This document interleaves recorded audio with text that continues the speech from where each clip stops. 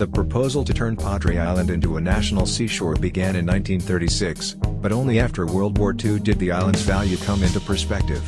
With the housing boom of the post-war era, Texans took notice of Padre Island's attractive real estate and commercial development potential. President John F. Kennedy signs a bill to establish the Padre Island National Seashore in Texas.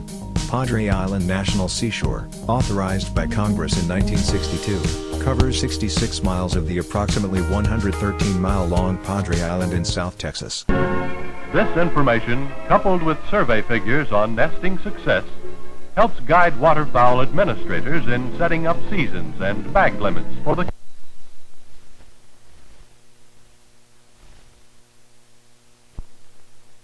You have sponsored one of the plans on the island. How does it look for a completion of a Padre Island seashore? I think we will achieve a seashore on it. I would say again that I'm hopeful that it's a somewhat shorter mileage than some other people support, and I would hope that it would have a connecting roadway up and down it. I believe it would achieve more usage in our area. One that needs exploring at least. If Padre Island National Seashore is authorized by Congress, and I think it should, there's no question at all that there will be adequate access to the park, since it would be our obligation to develop it for all of the people and to preserve its very finest characteristics. Now, off the access which we would have and would need for public use, we wouldn't necessarily run a road all the way down the island because that would spoil it. We want to leave as much of it as possible untouched, and yet we would have an unobtrusive system of roads tied in with access causeways at each end of the island, and these would serve, of course, a very carefully planned pattern in accordance with our usual plans of campgrounds, picnic areas, beach facilities, boat docks, fishing docks, visitor centers, and the usual things that you find in any national park. These things, of course, would make the park more enjoyable and would open it up to use for all of the people, not only of Texas, but of the United States. And it would be, I think, a magnificent addition to the national park system.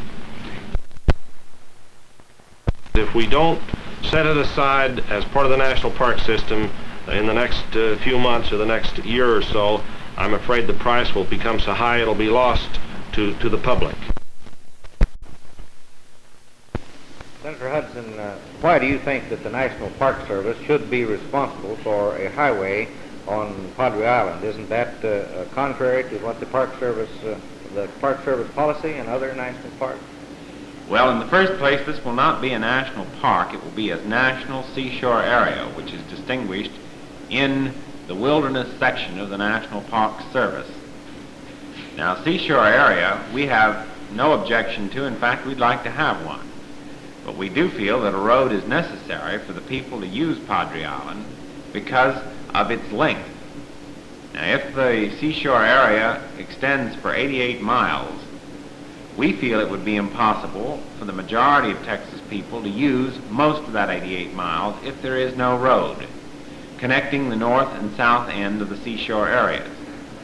Certainly, I don't ask for a highway, or we don't ask for the type of road that would be straight in connecting the north and south ends. As a matter of fact, in my conversation with Secretary Udall, I talked about a meandering road, at least some kind of road that would connect the north and south ends of the seashore area. 88 miles across sand is a lot of distance. Whether on the seashore side, i.e. the side owned by the state, or whether on the Laguna Madre side. Well, actually, the state doesn't own either side, as I understand it, does it? We own all of the beach frontage on both sides of the island, actually. Oh, yes, the beach frontage. And this extends inward as far as several hundred feet. The Supreme Court has said to the line of the first vegetation. So it is questionable how far the state owns in. But that still that leaves unanswered the question, why should the Parks Service deviate from its policy in committing itself to a road? Yes. Well, the reason being this, that we understand from the telegrams that we have received from the National Park Service that they plan to leave large portions of this island, and I'm quoting directly, large portions of this national seashore area accessible only by boat or by traversing the beach.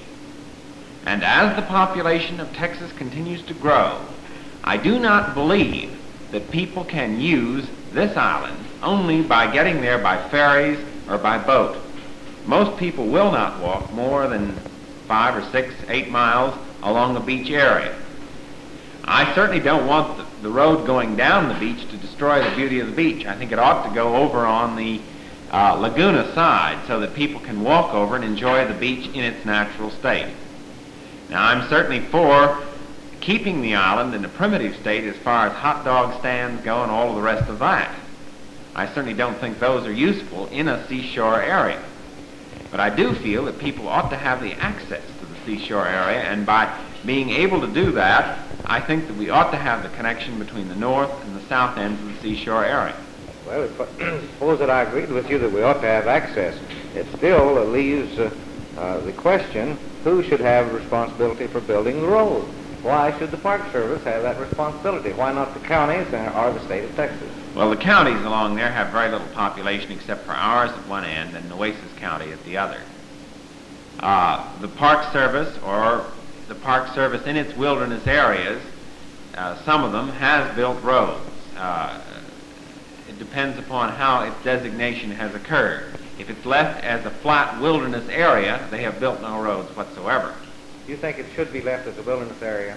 I definitely do not. And the reason for that is that I think very few people would use it. And I think this is one of the greatest assets that Texas has. We, of course, have estimated that the state of Texas owns, in the seashore area, some 20,000 acres of beachfront and Laguna Madre front that would be included in this. This, of course, is land that belongs to the school children of Texas, as you know. And that should be, of course, protected by proper protection of the minerals, too. That is correct. We have that written in the bill. Nobody's disagreeing about that now. If you can reach an agreement on the highway, that's all that's necessary. I really would not object to the length or anything else.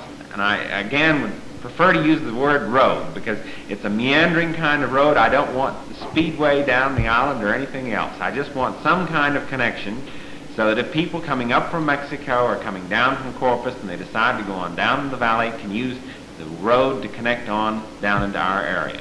Otherwise, we feel like they wouldn't be able to do so. Thank you, Senator Hudson. I think that's right.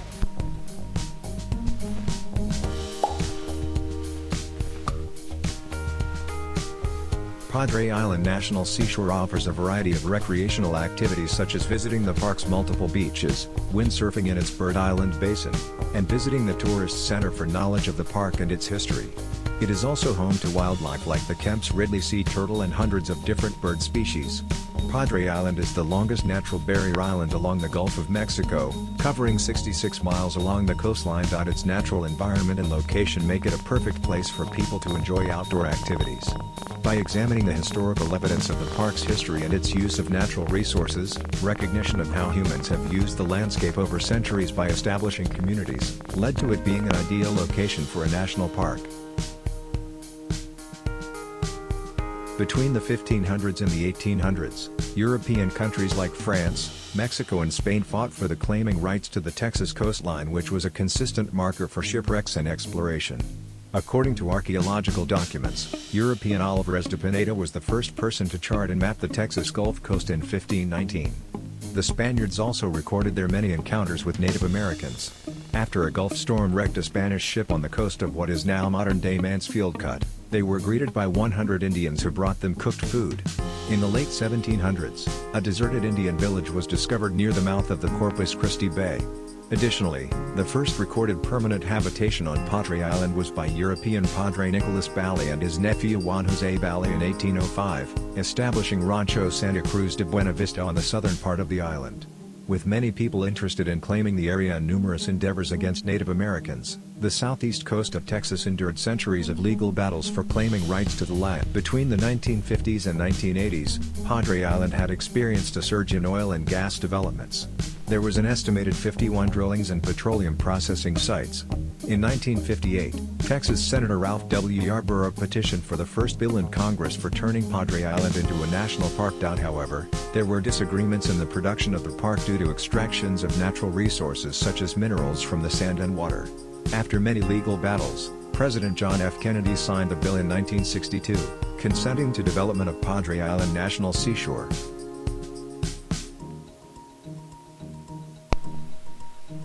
Commissioner of the General Land Office of the state of Texas, my interest in this proposal to place a national park or seashore on Padre Island is limited to one thing alone: the protection of the permanent school fund. If you please, the school children of Texas. We want the law, state or federal, to say plainly and simply, the state of Texas shall continue to own the minerals in the submerged areas around the island. The state shall continue to have access to those minerals. We wrote such an amendment. We spent countless hours explaining it to the members of the legislature. It was adopted in the bill before the regular session, and it must be in any bill considered in the future. We think it's a billion-dollar must. Already the state has taken in $12 million from these lands, and we don't propose to give them away, not if I can help it. I suppose we look at the area that we're talking about. The area marked in black is a proposed park area that includes the island. It includes 56,000 acres of upland. There's 256,000 acres in the proposed park area. 200,000 acres is state-owned submerged lands. This is the Intercoastal Canal on the left. Now this runs from Port Isabel on the south to where on the north? It runs from Port Isabel on the south to Corpus Christi on the north, the Intercoastal Canal. And the island is how long? The island is approximately 118 miles long. And how wide does the island run? The island in its widest point is approximately 1/2 mile. In its narrowest point, it's around 100 yards wide. Now, Mr. Sadler has said the state has already received some $12 million from oil leases. Can you point out where those areas are that are under lease and areas that have been offered for lease?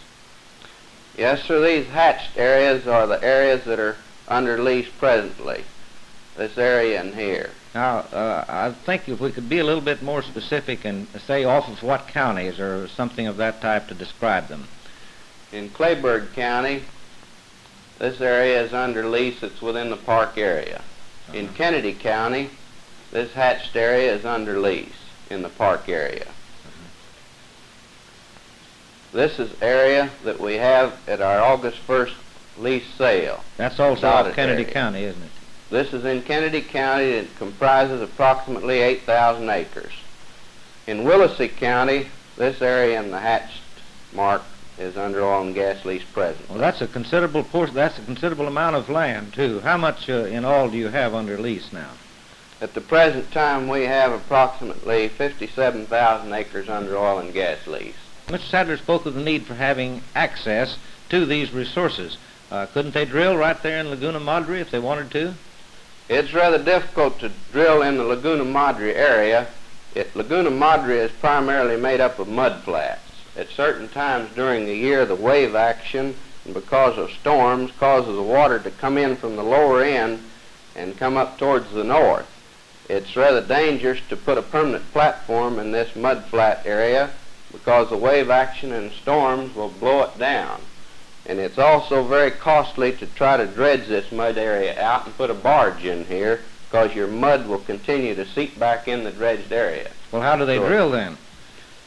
Most of the drilling has been from the island, and the whipstock well or directionally drill into the submerged area. I see. And you have a number of wells that have been drilled in that manner.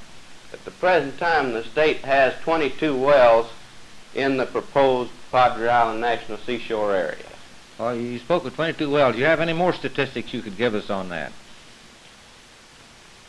On the state's interest in the oil in general in that area?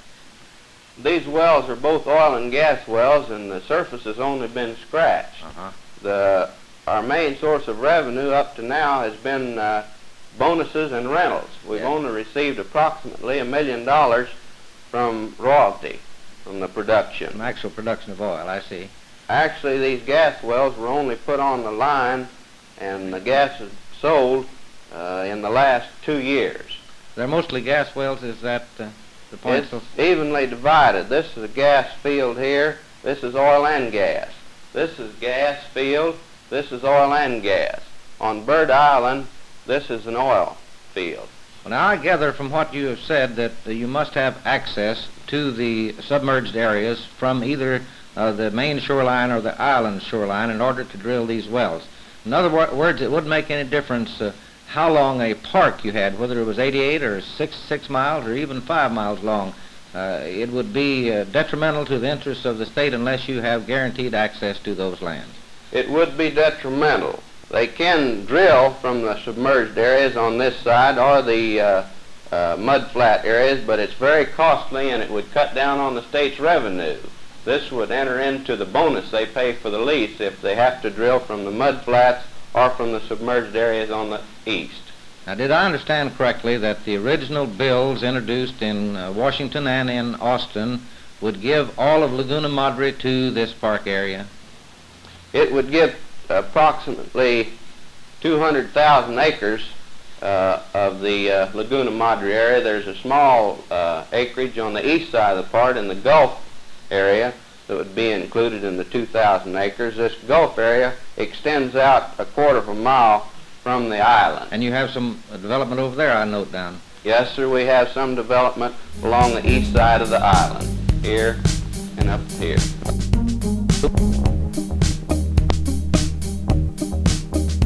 Thank you for watching Fallbrook Houston News. And don't forget to subscribe.